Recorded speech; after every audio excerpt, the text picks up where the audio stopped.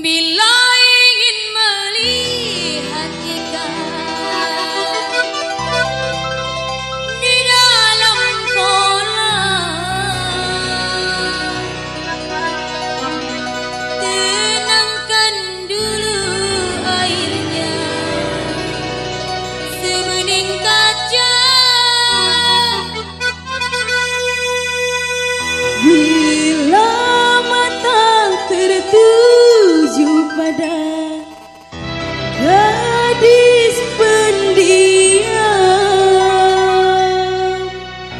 caranya tak sama menggoda janda lincah. Antika.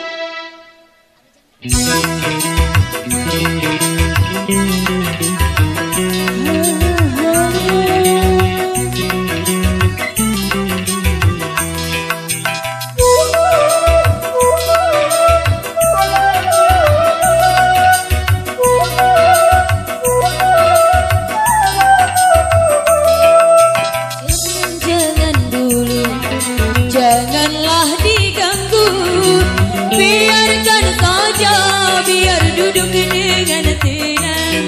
Senyum-senyum dulu, senyum dari jauh.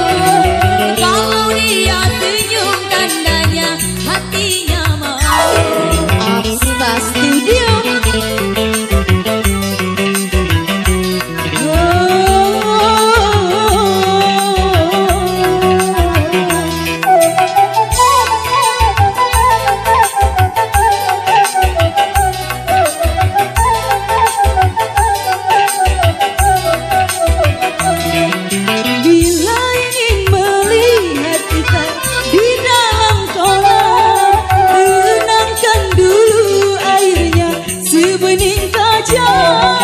Bila mata tertuju pada gadis pendiam, caranya tak sama menggoda janda liar. Jangan dulu, janganlah diganggu, biarkan saja, biar duduk dengan tenang. Senyum-senyum dulu.